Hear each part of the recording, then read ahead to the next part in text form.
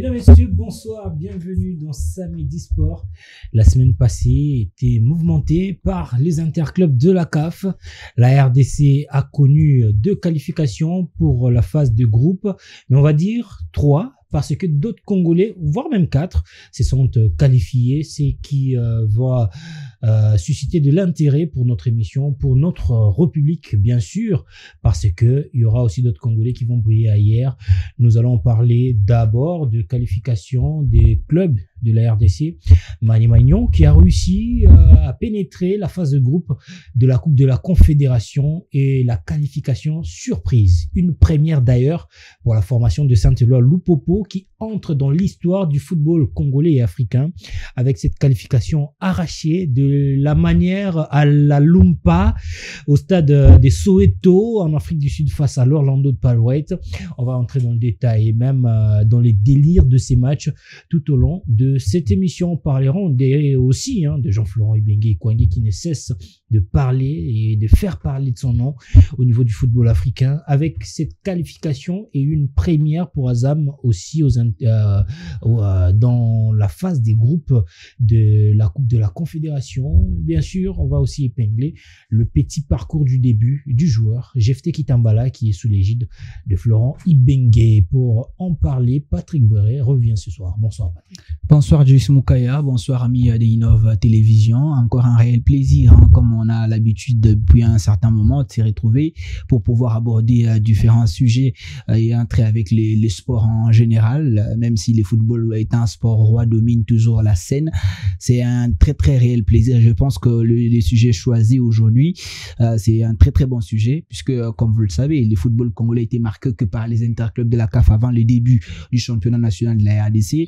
On aura tiré les enseignements de ces 2 débâcles, si on peut le dire, ces 2 éliminations et ces 2 qualifications. Comment est-ce qu'on va justement essayer de l'aborder sur ces plateaux? On va essayer de l'aborder, mais en 1 minute. On va pas dire que ces 2 qualifications sont de qualifications froides, pas froide de la température, mais lorsque la nourriture n'est pas salée, c'est aussi froide. Mais est-ce qu'on va parler d'une qualification froide de Lupopo et de Mani Magnon, alors que nous sommes habitués de voir chaque année presque Mazembe ou Vita Club, ce sont les 2 chaudes formations qui mettent le rythme et puis qui ont eu l'habitude de placer l'étendard de la RDC dans, je dirais, sur le toit africain. Effectivement. En réalité, Lupopo, c'est la surprise, en réalité, de ces nombres, parce que ils se sont inversés les rôles. Lupopo qui était habitué à représenter les pays en Coupe de la Confédération et Mani Magnon qui jouait souvent la Ligue des Champions. Ils se sont inversés les rôles. Lupopo s'est retrouvé en Ligue des Champions et Mani Magnon en Coupe de la Confédération. Mani a fait, c'est que le club sait faire le mieux les matchs nuls depuis la saison dernière. Je suis en train de me demander, ils ont signé un contrat avec les matchs nuls ou pas? Ça, c'est ce qu'on verra peut-être tout au long de l'émission. Et Lupopo, c'est une surprise pour moi. Pourquoi je l'ai dit? Parce que lorsqu'on a vu juste les tirages, que Lupopo devait rencontrer la formation de Orlando Pirates au 2e tour, moi j'avais très peur. Je me disais, est-ce que les Lumpa vont justement parvenir et ils ont démontré. Ouais, vous allez bien sûr entrer dans le détail de votre peur. Bien sûr, après avoir présenté notre deuxième invité, Désiré Wamba. Bonsoir. Bonsoir, mais c'est Joyce. Bonsoir à mon ami ici présent, Patrick Boeré. Bonsoir à tous les férus de sport. C'est un réel plaisir pour moi de me retrouver encore une fois de plus et surtout parler de ces clubs qui ont arraché leur qualification malgré la douleur, mais c'était quand même évident pour eux. Il y avait la douleur. Bien sûr que oui, lorsque vous menez au match aller sur le score vous gagnez le match aller sur le score de 3-0 et au retour dans un stade plein à craquer, sold out d'ailleurs parce qu'il y avait plus de billets. Le stade était plein à craquer. C'est d'ailleurs le match qu'on rêve de voir. Mais après, avec tout ce qui s'est passé, vous arrivez quand même d'obtenir votre qualification dans cette séance fatidique des tirs au but. C'est vraiment dans la douleur. Et du côté aussi de Mani Magnon aussi, c'était quand même une équipe qui devrait assurer sa qualification à domicile au match aller. mais par manque de réalisme de ses attaquants, Lupopo n'a pas élu. En fait, Maniema n'a pas plus scoré. Le match retour, c'était aussi la même manière. Ils ont fait un match nul et après aussi qualifié aussi au tir au but. Donc on peut que le féliciter, mais après il y a quand même des choses à arranger pour espérer avoir une longue durée dans cette compétition des interclubs de la CAF. Il faudrait espérer, en tout cas espérer, surtout pour les clubs de la République démocratique du Congo, en dehors de Lupopo et Maniema Union. On va signaler que les Aigles du Congo avaient été éliminés au premier tour et la formation de Simba, dont on va aussi épingler tout au long de notre émission, avait également été éliminée par le Kaiser Chiefs de l'Ilepo Maccabi. On va entrer dans le vif de nos sujets, mais d'abord, nous vous laissons entre les mains de Samuel Moutoni et Claudia Mangoula pour tout savoir sur notre sujet de la soirée. C'est un tournant dans les footballs congolais. L'AS Vita Club et les tout-puissants Mazembe, longtemps des locomotives du pays en compétitions africaines, sont absents des interclubs de la CAF cette saison. Une situation inédite qui contraste avec la montée en puissance de leurs rivaux directs, Maniema Union et le football club Saint-Éloi Lupopo, désormais qualifiés pour la phase de groupe. À Kindu comme à Lubumbashi, l'heure est à la revanche sportive. Maniema Union, souvent vu comme le petit frère des Vita Club, s'impose aujourd'hui comme un représentant stable et ambitieux du football congolais. Grâce à une organisation solide et un travail collectif constant, le club s'est forgé une identité compétitive sur la scène continentale. Lupopo, rival historique des Mazembe, profite lui aussi du recul des Corbeaux pour retrouver la lumière, porté par un effectif renforcé et une ferveur populaire retrouvée. Pendant ces temps, les grands absents traversent une zone de turbulence. Vita Club paye une saison chaotique marquée par des changements d'entraîneur et une baisse de rendement. Tandis que Mazembe, en pleine reconstruction, peine à retrouver de la domination qui faisait sa force. Leur absence laisse un vide dans les prestiges du football congolais, mais ouvre aussi la porte à une nouvelle génération, plus affamée et disciplinée. Ainsi, Maniema Union et Lupopo symbolisent une redistribution des cartes. Leur réussite démontre que le football congolais entre dans une nouvelle ère, où la performance ne dépend plus du nom, mais du travail. Si Vita Club et Mazembe veulent retrouver leur rang, ils devront désormais composer avec une concurrence nationale plus forte et plus ambitieuse que jamais.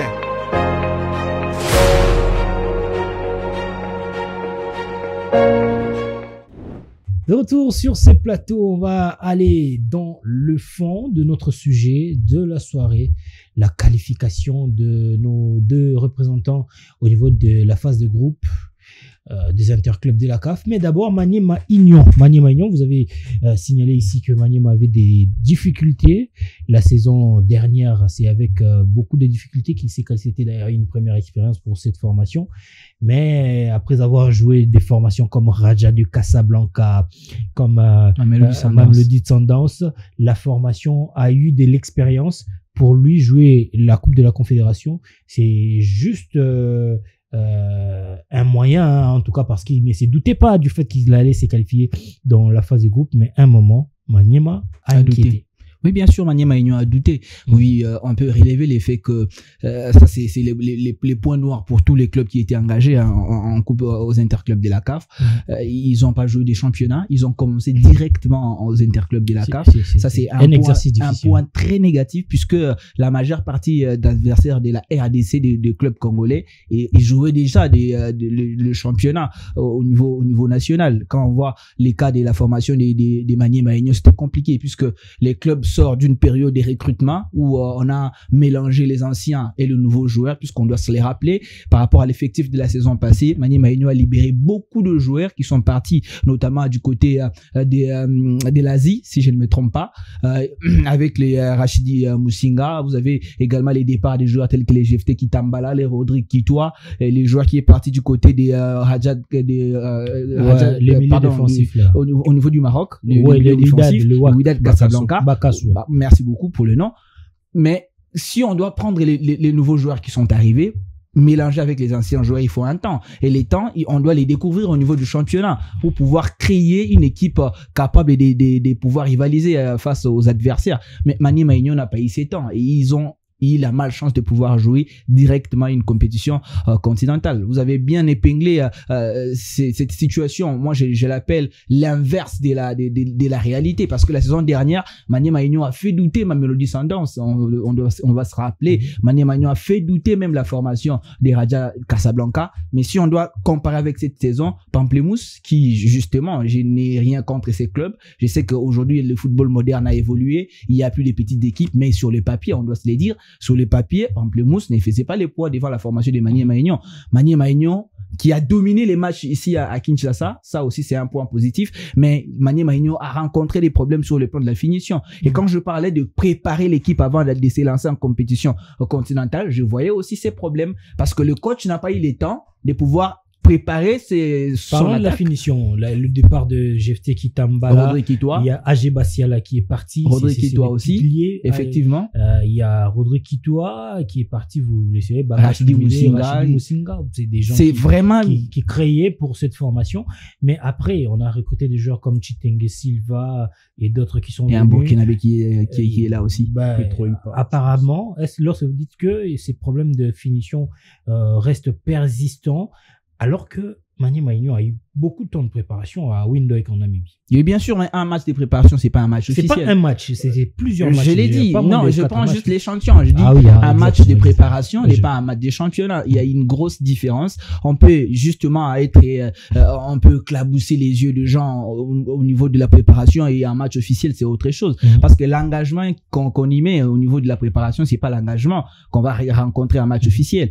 Voilà pourquoi j'ai dit il fallait avoir 2 ou 3 journées pour ce club-là qui était engagé aux interclubs de la CAF de pouvoir fignoler, si on l'a dit, l'effectif, les attaquants, et pouvoir bien mettre tout le monde en feu et aller moi-même, je me pose la question de savoir si le championnat, notre championnat, peut aider, même si vous demandez à ce que ces championnats débutent tôt, avec les arbitres qui sont kamikazes, avec les dirigeants qui corrompent les arbitres, avec des matchs négociés.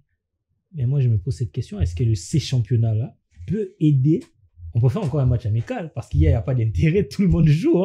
Est-ce que ça vous a aussi inquiété, les performances de Maniema Union?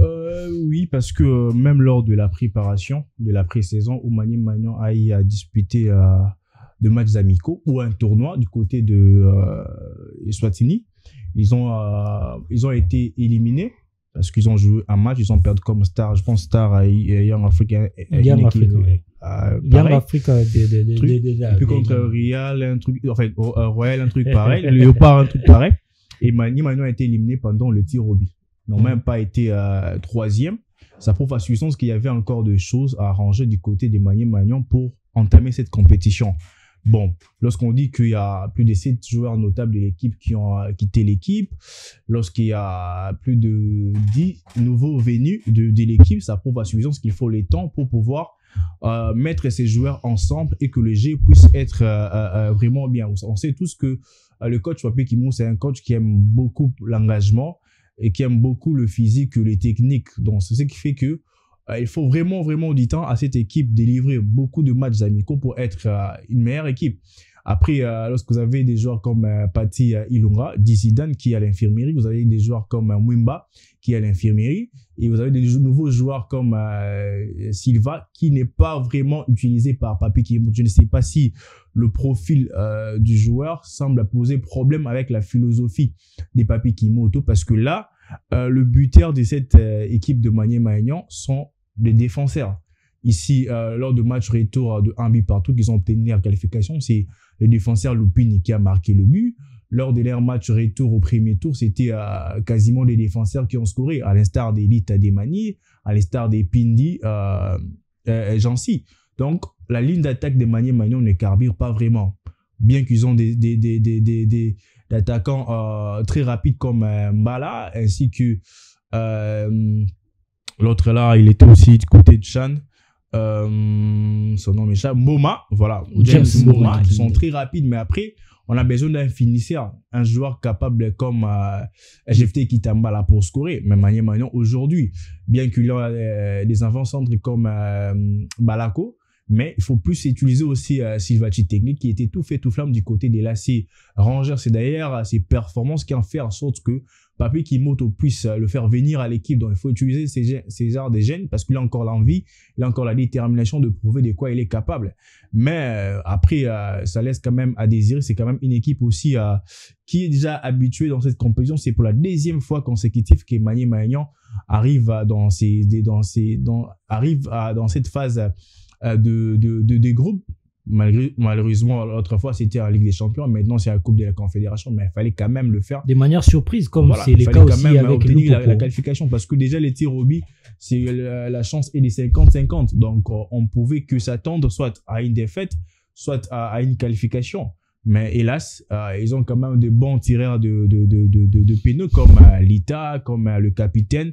Et moi, je pense qu'ils ont fait quand même une meilleure chose de se qualifier. Et après, on va voir ce que ça va donner après.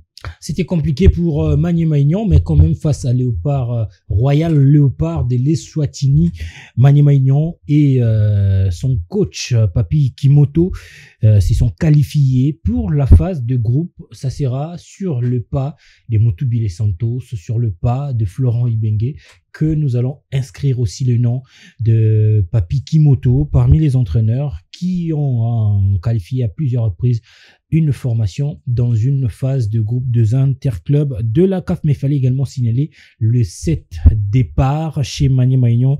Il s'agit de Rodrigue Kitoa, Ordi Simete, Jonathan Kanou, Rachidi Moussinga, Bakassou qui est allé au niveau de WAC, Agé Bassiala qui est parti chez Lupopo et Jefté Kitambala qui évolue actuellement sous l'égide de Florent Ibenge chez Azam FC. Nous allons continuer avec notre émission, mais nous allons d'abord prendre le Prince du week-end parce qu'aujourd'hui, il y en aura 2. Il y en aura 2 et c'est quand même d'une manière particulière pour cette émission. Pour aujourd'hui, on va parler d'un joueur, un latéral droit, connu du public. Et si je vous disais Soso, je pense qu'à la maison, les gens vont justement déjà découvrir Moukoko Amalé, les latérales droits, avec les charismes justement inégalés dans le monde du football. Peu de joueurs parviennent à allier talent, technique et leadership sur les terrains comme Moukoko Amalé. C'est latéral droit, se distingue non seulement par ses compétences athlétiques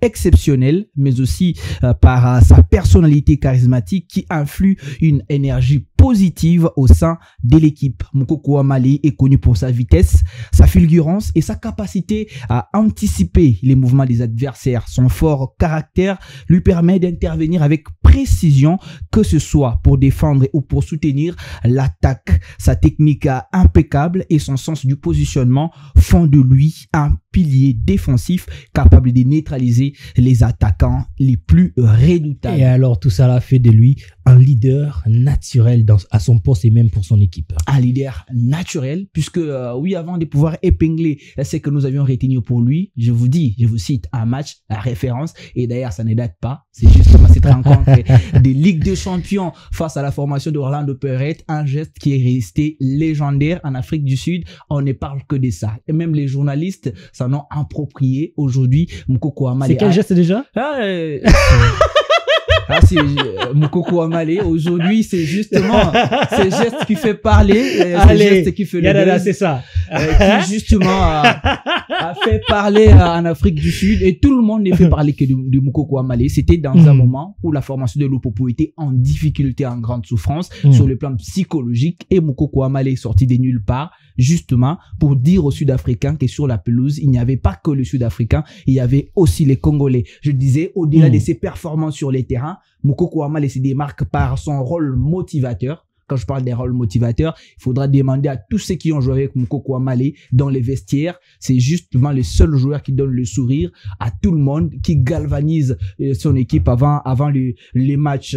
J'étais en train de parler également de sa personnalité dynamique et son enthousiasme contagieux qui crée une atmosphère de camaraderie justement et d'esprit d'équipe. Il sait encourager ses coéquipiers, le poussant à donner les meilleurs d'eux-mêmes, même dans le moment le plus difficile. Je citais bien sûr cette rencontre de Lupopo qui était en train de couler les bateaux de Lumpa qui coulaient dans l'océan des pirates. Et je pense que le geste de Moukoko Amalé a été pour beaucoup. Et il a un palmarès, on va dire, des statistiques énormes. Statistiques énormes. Mukoko a laissé plus de 124 matchs avec 2 buts marqués et plus de 5300 minutes jouées. Et avec les Léopards de la République démocratique du Congo, 23 sélections, c'est pas moindre. C'est pas moindre. 23 sélections avec l'équipe nationale Espoir et aussi les A. Malheureusement, il n'a pas joué les CHAN. Hein. Non. Il n'a pas joué les CHAN, même s'il a joué les éliminatoires, je pense.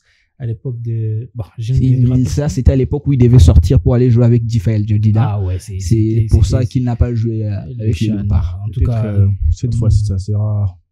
Mukoko Amale, l'homme, a fait parler de lui lors de cette rencontre. Vous allez certainement voir les illustrations. Il était la personne qui a déstabilisé l'équipe des Orlando de Pirates. N'eût été son engagement, son enthousiasme et même cet esprit à vouloir démobiliser l'équipe de Orlando de Pirates, Lupopo aurait pris 4 buts. Ok, le football d'abord c'est un jeu qui se joue avec beaucoup de concentration.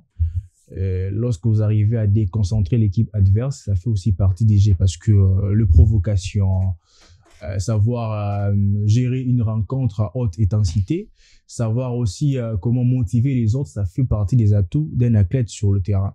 Je pense que Mukoko Amale a joué un rôle très important dans cette rencontre où à chaque fois qu'il voulait déstabiliser l'équipe adverse, faire peur aux supporters ainsi qu'aux joueurs sur le terrain. Donc, il fallait à un moment le faire douter parce que cette équipe était capable de marquer 4 et 5 parce que c'était devant son public dans un stade, comme je disais tantôt. Et 3 buts sans avoir eu recours à un penalty, un seul penalty. Donc, ils étaient vraiment capables de marquer un peu plus. Il fallait un gars comme Mukoko le faire douter. Mais c'est que je ne l'ai pas aimé parce que dans un pays ou dans un championnat ou dans un continent où la VAR est présent, Mukoko Amale aurait pu voilà, à ces niveaux de la compétition, rouge. À ces niveaux de la compétition, en Afrique bien sûr, en Afrique. Mais si c'était en Europe, il allait peut-être couper d'un carton rouge. Ouais.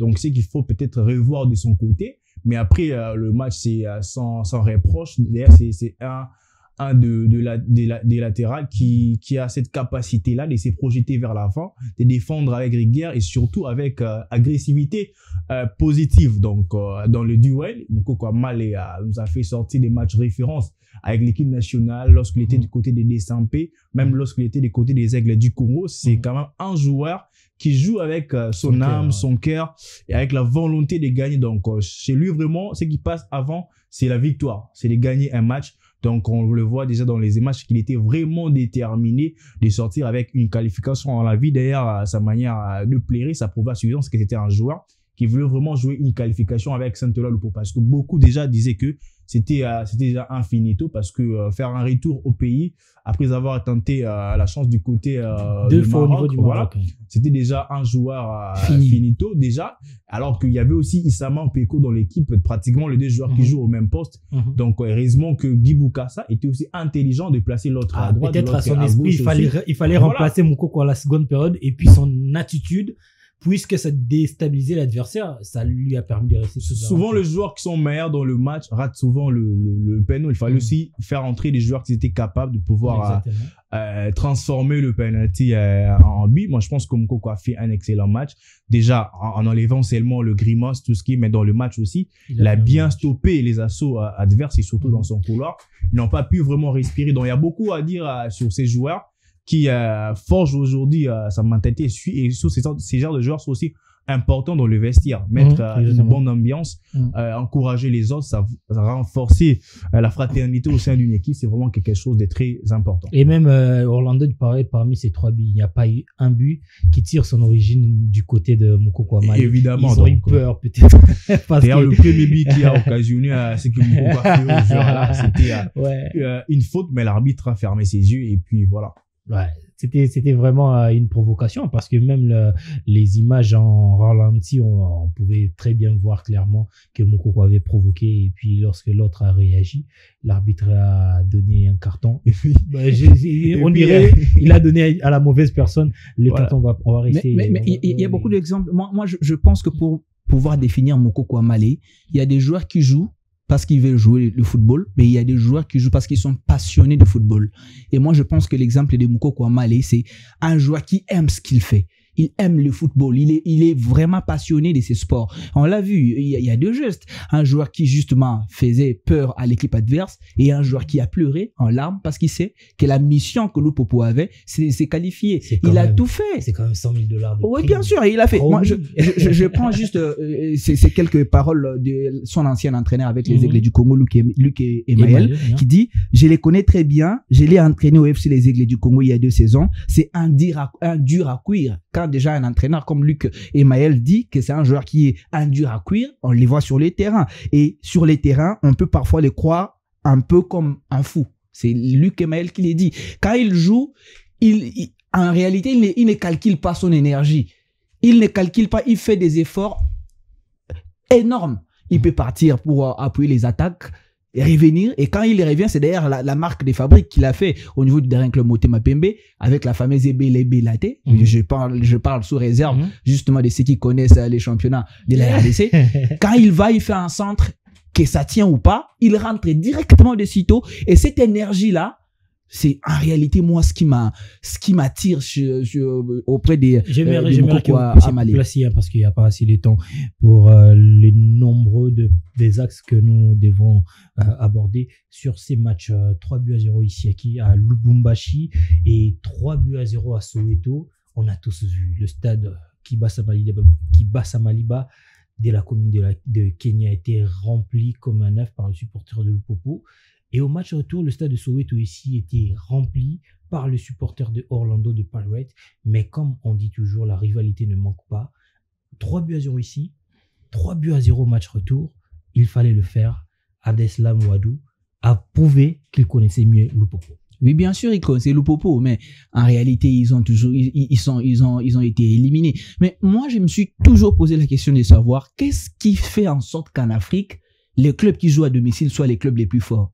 Parce que généralement, c'est logique, même en Europe. Non, en Europe aujourd'hui, on voit les Real Madrid être capable de les battre et les Barça. Non, mais le Real, c'est Real. Mais ici, en Afrique, les Barça, les battre la formation du Real au niveau du camp. Mais c'est très difficile. Mamelodi vient battre Mazembe ici. C'est très, on regarde juste les niveaux de jeu des Mamelodi Sundowns ici à Lubumbashi et les niveaux que va afficher Mamelodi Sundowns à domicile. Il n'y a pas photo. Il n'y a pas photo. Mais en Afrique, vous verrez un Mamelodi Orlando Pirates qui a sorti un visage. J'avais très peur dès le coup d'envoi de la rencontre entre Lupopo. C'est en réalité une équipe métamorphosée qui a dominé le match du début jusqu'à la fin. On parle de 3-0, mais les matchs allaient finir avec un 5 ou un 6-0. Les nombres d'occasions que les joueurs des Pirates se sont créés, c'est énorme. Et les gardiens qui a justement aidé la formation de Lupopo à rester en vie. Je me suis toujours posé cette question. Pourquoi est-ce que le club, surtout les clubs, même Mazembe joue mieux à domicile, à Lubumbashi. Allez voir les résultats des Mazembe à l'extérieur. Il n'y a que des poussières, des matchs nuls et peu de victoires. C'est pour autant dire que si Lupopo veut devenir un grand club aujourd'hui en Afrique, il doit être capable d'aller chercher les résultats à l'extérieur. Et surtout que là, la phase qu'ils vont entrer, c'est la phase des poules où il n'y aura plus besoin d'aller chercher la séance des tirs au but pour se qualifier. Il faudra d'abord, parce qu'à domicile, ils sont intraitables. Ils l'ont prouvé à 2 reprises avec la formation soudanaise également des El Merreikh. Ils ont été intraitables à domicile. Et aussi face à la formation de Orlando Pirates, ils ont été intraitables à domicile. Ce qui veut tout simplement dire, il reste d'aller soigner ces résultats et ces rencontres à l'extérieur. Et votre ami Kachalawane n'a pas marqué. Il a marqué au match aller. Faudra faire attention. Au match retour. Il a marqué au match. Non, mais le contexte était difficile. Hein. C'est pour toute une équipe. Les contextes étaient difficiles. C'est un fait normal en Afrique et surtout, il faut savoir voyager, en fait. Lorsqu'on dit savoir voyager, savoir aller prendre de bons résultats à l'extérieur. Et c'est souvent très difficile en Afrique. En fait, les équipes qui reçoivent à domicile le match aller, ont moins de chances pour se qualifier parce que tous ces jours au match retour. Exactement. Et surtout lorsque vous arrivez peut-être à faire des résultats comme un but partout à domicile, ou 0 buts à domicile, où vous marquez 2 buts, vous gagnez à part le score de 2 buts à 1. Au match retour, c'était toujours, c'est très difficile en fait. La règle du but marqué à l'extérieur. Voilà, en Afrique, donc c'est vraiment difficile. Mais après, c'est naturel. Lorsque vous êtes chez toi, tu peux mettre le pied où tu veux. Mais lorsque tu es chez les voisins, tu peux pas te comporter comme à la maison. Donc, vous jouez avec prudence. Même, je lui même suis avec côté à Papi Kimoto. Lorsqu'il est ici, il joue avec 3 défenseurs. Mais lorsqu'il est à domicile, il peut vous faire jouer 7 défenseurs. Vous vous souvenez au match du premier tour où il a fait jouer Jancy Pindi, qui était un latéral, mais comme un ailier, bon, avec ses défenseurs sur le terrain. Donc, c'est déjà l'esprit d'avoir peur, déjà, jouer à l'extérieur, ce qui fragilise un peu nos équipes. On l'a vu lorsque vous voulez avoir la qualification. Il est allé jouer là-bas du côté des Swantini, comme il jouait ici. Donc, moi, je pense que c'est quand même une question de mentalité. Bon, déjà, l'équipe comme Magny-Maignan, il peut jouer toute une saison à l'extérieur parce que du côté des Kindu, et les championnats, il joue ici. C'est sa vie, mais le jour où il aura ses bénéfices de jouer à domicile à Kindu, je vous jure, ça sera l'enfer pour toute formation qui ira jouer à Kindu. On le voit au niveau du championnat national, hein, il perd difficilement le match à Kindu. Mais c'est dans la brousse, ces stades-là, c'est dans la forêt. Vous allez sortir Bobby Mohamed. c'est aussi une mission. Et tous ces villageois qui viennent. Il a battu Mazembe là-bas, donc s'il veut vous battre là-bas, il va le faire. C'est aussi un appel aux dirigeants de la formation des Magny-Maignan. Aujourd'hui, il est possible de pouvoir chercher à construire ne serait-ce qu'un stade de 2000 places pour la formation des Magny-Maignan, et ça sera possible de pouvoir mettre les stades de Joseph Kabila dans les conditions qu'il faut pour pouvoir avoir cette chance de jouer à domicile, parce que le match à domicile en Afrique, c'est encore quelque chose. C'est avantageux. Le match à domicile, c'est vraiment difficile pour le club, mais en une minute encore, cher ami Désiré Ouamba, c'est maintenant Lupopo qui marque son pas au niveau africain, alors que Mazembe n'aura que ses yeux pour admirer la performance, et on va dire Lubumbashi qui gagne, mais Mazembe en quelque sorte ne se sent pas à l'aise. Vous voyez, hein, ces sentiments de perdre le pouvoir, hein, et puis ça part au niveau de son rival, c'est un peu compliqué, mais nous étions habitués à voir Mazembe Vita se qualifier régulièrement, et cette fois-ci c'est Maniema qui se régularise un tout petit peu, et puis Lupopo pour une première qui se qualifie en phase de groupe. On va dire que ça doit, si ça continue comme ça, la RDC va aussi se mettre sur le même schéma que le championnat tanzanien, où aujourd'hui il y a 4 représentants dans la phase de groupe. C'est toujours bien lorsque vous avez plusieurs personnes que vous devez compter sur eux qu'avoir une seule personne. Donc aujourd'hui, on a des clubs comme Lupopo qui se distinguent par une très bonne organisation, parce qu'il y a un président qui met de moyens, un comité qui fait en sorte que les joueurs puissent être à l'aise, qu'ils soient dans de la bonne organisation, en fait, ce qui fait avancer les choses. De l'autre côté, la rivalité doit aussi revenir au sein de nos équipes. Et sur à Kinshasa, ici, c'est mort. C'est vraiment mort. Et on parle comme ça. Actuellement, il n'y a aucune équipe de Kinshasa qui joue les interclubs de la CAF. Dans le top 4, on n'avait qu'une seule équipe de Kinshasa. Et c'était les Aigles du Congo. Ni DSMP, ni la SV Club, ni Dragon, ni Renaissance. Ni Renaissance. Toutes les grandes équipes là, entre guillemets, qui régnaient à Kinshasa ou sur le plan national ne sont pas là. Donc, ceci doit interpeller aux dirigeants qui veulent faire la politique au sein des équipes qui sont apolitiques. Je ne sais pas s'ils cherchent le bonheur de ces équipes-là, ou soit s'ils veulent qu'ils soient à la tête de cette équipe-là, de façon qu'ils puissent porter la gloire. Donc aujourd'hui, entre Paul Kassembele et Yato, ils doivent se mettre ensemble pour faire propulser les choses, faire avancer dans le club Motema Pembe. L'ASV Club Mapambula et d'autres personnes doivent faire avancer l'équipe. Donc on ne peut pas parler des interclubs de la CAB en étant d'abord quinois, sans pourtant avoir des équipes quinoises. Non, ça ne se fait pas. Donc aujourd'hui déjà, du côté de Lubumbashi Kuchaku, parce qu'il y a une évolution, déjà de voir Lupopo, de voir Lupopo être là, c'est quand même quelque chose de très bien. Ceci, au-delà de faire mal au tout-puissant Mazembe, ça doit être une source de motivation pour l'équipe de travail fort. Tout passe par la Lina Foot. Aujourd'hui, ce que j'aime avec la Lina Foot, toutes les équipes veulent battre, toutes les petites équipes, entre guillemets, veulent battre des grandes équipes, parce que le joueur qui joue dans ces équipes-là, pratiquement, provient de mêmes équipes, en fait. Donc, on ne peut pas avoir peur de jouer contre Matobo, parce que je sais que déjà, à Tchangou, je jouais avec Matobo. Aujourd'hui, on est dans l'élite. Je ne peux pas avoir peur de lui. Quand à Lomo, je ne peux pas avoir peur de lui. Que les choses puissent aller de cette façon-là, qu'aujourd'hui, on puisse avoir même 10 équipes qui rêvent les trônes.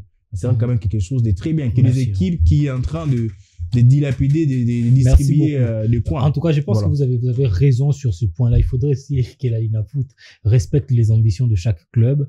Il ne faut pas que le club engage le moyen pour compétir et puis que ça soit la Linafoot qui retire de manière frauduleuse de points à d'autres formations. Et surtout, le place là qualificatif pour les interclubs de la CAF n'est pas seulement réservé à des Sampé, ASV Club, tout puissant. C'est pour tout le monde. Les clubs ont pris les soins d'engager des juristes qui sont en train de lire. Ils sont en train de lire les règlements envoyés par la Linafoot.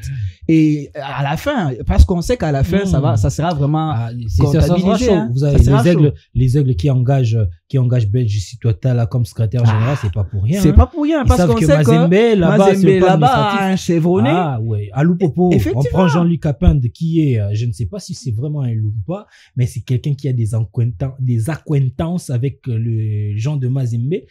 Kitenge bien sûr, parce que c'est Kitenge qui a pris ces messieurs, qui l'a ramené à Kinshasa, il l'a engagé à Digital Congo, et puis aujourd'hui, il est maintenant chez Lupopo comme secrétaire général. Ils savent que le monsieur a une maîtrise aiguisée de l'administration. Et voilà, voici, on a d'ailleurs failli oublier la manière dont il a balayé la rumeur sur la possibilité de voir Lupopo être disqualifié. J'ai aimé sa question. Vous parlez de quel Guy Boukassa, l'équipe nationale. Pour aller très rapidement, avant de prendre le deuxième prince du week-end, il faudrait comprendre que Lupopo ne sera pas disqualifié des interclubs de la CAF parce que la suspension de Guy Boukassa n'est court que pour les équipes nationales. Ce qui, par exemple, Orlando Parrot n'a pas soumis Sobaché, par exemple, est coach à l'équipe nationale Chan. Wana coach était Sobaché na équipe nationale dame wana coach était Sobaché na équipe nationale yaba jeune U17 wana coach était. Mais en ce qui concerne le club engagé aux interclubs de la CAF, Guy Boukassa est autorisé parce que aucune loi ou aucun règlement ne lui interdit d'exercer ses fonctions après avoir écopé de son carton rouge lors de la dernière rencontre qui a opposé RDC à l'Afrique du Sud. Monsieur Patrick Bouéré, on passe au deuxième prince du week-end. C'est le deuxième prince du week-end qui prend derrière la place du duel du futur pour ce week-end. Oui, bien sûr, ça tombe bien parce qu'on parlait de l'entraîneur et on reste avec justement ses rôles, ses postes. On va parler de quelqu'un qui a marqué l'histoire. Moi, je suis en train de me demander si c'est pas les meilleurs entraîneurs congolais à l'ère actuelle. C'est un faiseur de roi.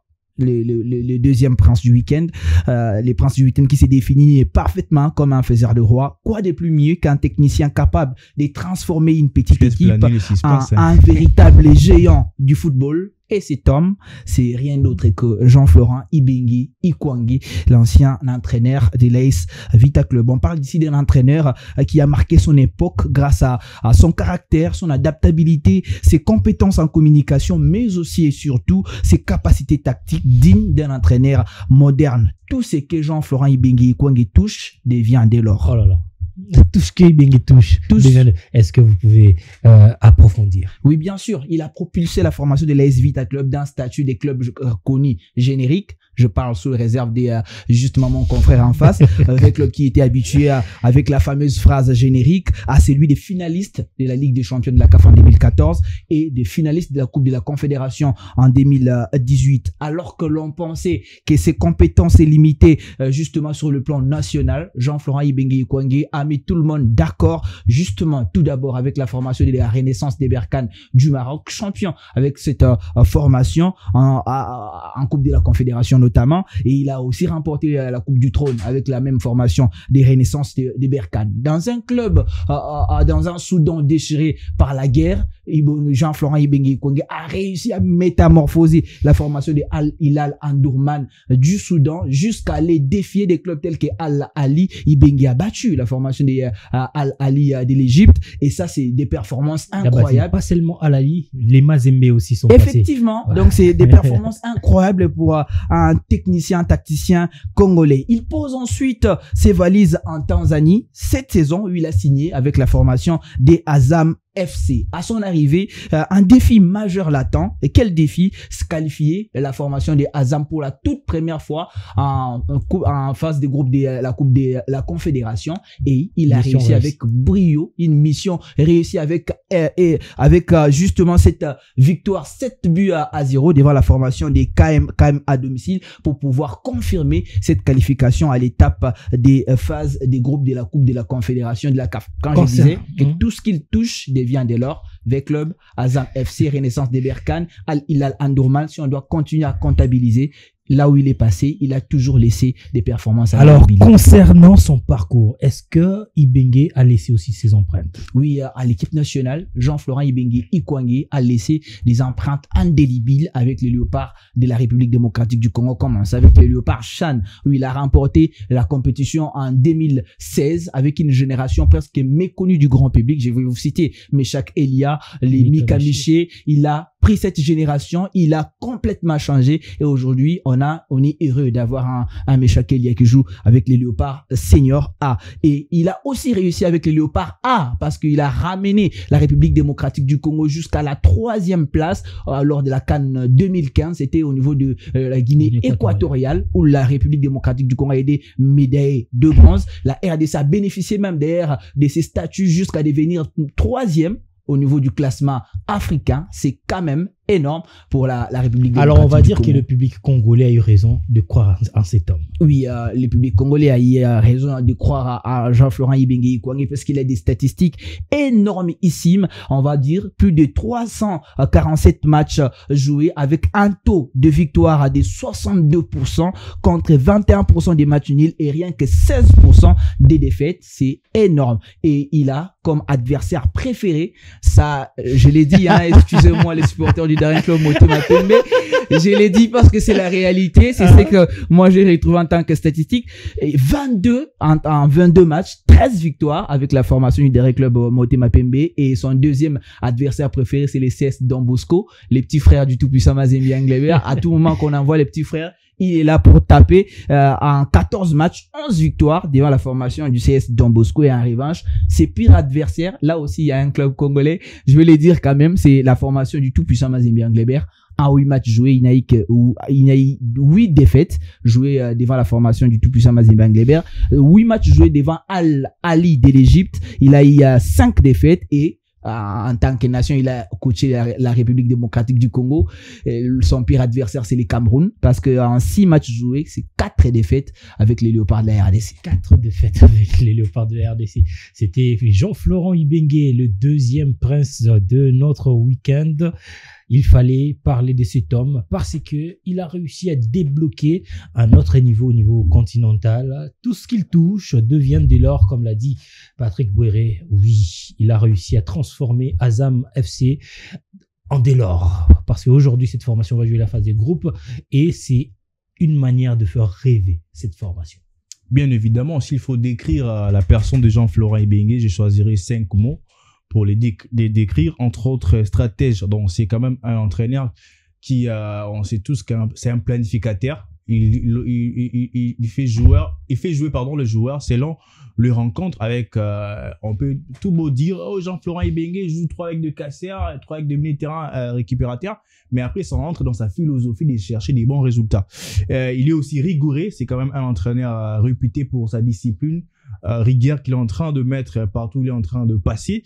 Il est aussi un leader, parce que un leader, c'est quand même des gens qui motivent les gens. Aujourd'hui, d'ailleurs, j'ai suivi le coach Guy Boukassa des Santoula Lupopo lors de la conférence de presse d'avant-match là-bas en Afrique d'ici, où il était en train de jeter des fleurs à Jean-Florent Ibenge. C'est quand même un entraîneur qui aujourd'hui motive des jeunes entraîneurs africains, parce qu'à l'époque, dans la tête des grandes équipes, il y avait que des étrangers. Aujourd'hui, on peut dire que actuellement, comme à la RDC, dans les 4 clubs congolais qui ont disputé les interclubs de la CAF, il n'y a que des Congolais.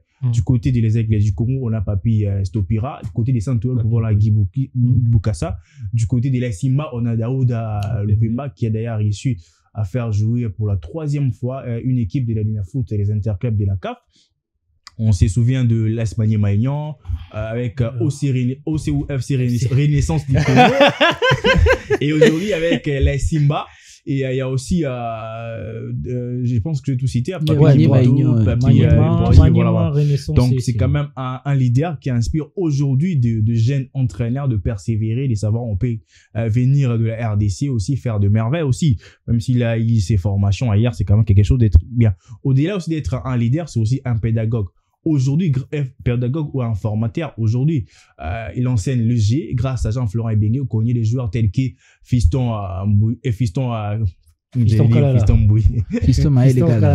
Kalala qui est en train de faire de merveilles en Afrique. On a vu des Glody Lilipo, il est passé aussi par Jean-Florent Ibenge, il a fait jouer génération Monda qui était un attaquant à un latéral aujourd'hui. Ça fait plusieurs années du côté d'Irigue, il est en train de progresser. Il y a des Firmin Mumbele qui a été aussi un meilleur joueur africain sous le gîte de Jean-Florent Ibenge. Aujourd'hui, il a pris un joueur, Jephté Kitambala, qui est aussi en train de les propulser vers les sommets africains parce que voilà, donc il a sa manière de former des joueurs. J'ai d'ailleurs aimé son interview sur le jeune Matobo. Tout ce qu'il avait dit, c'était vraiment exact parce que j'ai regardé la Ligue des Champions, je me suis dit, Jean-Florent Ibenge avait vraiment raison de dire ça. Et je pense si Matobo, mais en pratique, c'est que Ibenge avait dit, il va vraiment être meilleur dans sa carrière. Et puis pour terminer, le 5e mot, c'est inspirant et visionnaire. Donc Ibenge, c'est quand même quelqu'un qui inspire et qui a une vision claire partout là où il est passé. Il laisse toujours les empreintes. Vous gagnez la Coupe de la Confédération avec Renaissance de Berkane. Vous gagnez les championnats avec l'ASV Club, 2 fois finaliste des interclubs de la CAF. Vous avez été 3e avec le Léopard de la RDC. Donc, moi, je pense qu'aujourd'hui, Jean-Florent Ibenge, à un moment, il était parmi les 50 meilleurs entraîneurs au monde. Donc, on peut dire que Jean-Florent Ibenge, il n'est pas le prince, mais c'est le roi en RDC. Ah, merci beaucoup. C'est le roi du week-end. Florent Ibenge. J'avais raison le roi du d'anticiper, dire que c'est justement, il a presque repris ce que nous avions préparé dans ce que nous avions dit. Alors, le plus important. Attendez. Alors, Florent Ibenge, Ikwangé, c'est 3 finales des interclubs de la CAF en 13 ans. Florent Ibenge, depuis son arrivée chez l'AS Vita Club en 2012 jusqu'en 2015, Florent Ibenge a joué 3 finales, 2 avec l'AS Vita Club, comme l'a dit notre ami Patrick, en 2014 en Ligue des Champions, en 2018 en Coupe de la Confédération et en 2022. 23 ou 22? En tout cas, ça m'a échappé, avec la formation de la Renaissance de Berkane. D'ailleurs, c'est qui lui a permis de grappiller son premier trophée continental avec cette formation du Maroc. Et après, il a joué des phases finales avec toutes les formations où il a eu à entraîner au niveau africain. Vita Club, Renaissance de Berkane, Al Hilal Omdurman et aujourd'hui Azam. Juste pour confirmer que Ibenge, tout ce qu'il touche, devient dès lors, et lorsqu'il a touché Jephté Kitambala, il est en train de se transformer. Aujourd'hui, on parle de Jephté Kitambala qui a joué 6 matchs avec la formation du Azam, toutes compétitions confondues, 4 buts, toutes compétitions confondues bien sûr, dont 3 en Coupe de la Confédération. Exactement, on confirme que ce mec est en train d'être métamorphosé, puisque l'année dernière, on a parlé d'un Jephté Kitambala qui était en manque de concentration et même de finition. Oui, c'est le plus important pour un joueur, c'est de rencontrer un entraîneur qui sait voir ses failles et pouvoir les permettre de se développer dans une meilleure condition. Et pour moi, Jean-Florent Ibenge reste cet entraîneur-là qui, justement, s'est rajouté à un joueur ce que le joueur n'avait pas auparavant. Et aujourd'hui, on l'a vu avec Jephté Kitambala. On ne dit pas que Jephté Kitambala commençait à marquer en signe avec la formation des Azam. Non, c'est un joueur qui, justement, avait ce sens du but depuis qu'il était chez le tout-puissant Mazembe Anglebert. Il est venu avec la formation de l'AS Maniema-Union. Mais là, on sent qu'en termes des chiffres, parce que pour devenir meilleur joueur, aussi les statistiques comptent. Et quand un entraîneur, justement comme Jean-Florent Ibenge, qui a eu dans son parcours à faire briller des joueurs, on a cité les Fiston Maele Kalala aujourd'hui, qui justement est devenu un joueur exceptionnel. On a eu les Firmin Mumbele Ndombe qui justement a été cité comme l'un des meilleurs joueurs africains. Donc il n'y a pas seulement des attaquants, mais des défenseurs. Même des défenseurs, effectivement. Donc, c'est en réalité un entraîneur qui sait, quand je disais Faiseur des rois, je le savais parce que je sais que comme il a pris un joueur tel que Jephté Kitambala, il les fera un roi. Merci beaucoup. En Afrique. Soufflez. L'émission est arrivée à son terme. Yada est en train de me signaler que tout est fini. Désolé, en tout cas, on a plein de choses à dire. Voilà, c'est même la beauté de notre chaîne Innov Télévision et de cette émission Samedi Sport. Rex, tu reviens la semaine prochaine. Bien sûr. Oui, Merci. On se retrouve la semaine prochaine avec le même plaisir pour un tout nouveau numéro. D'ici là, portez-vous bien. Au revoir.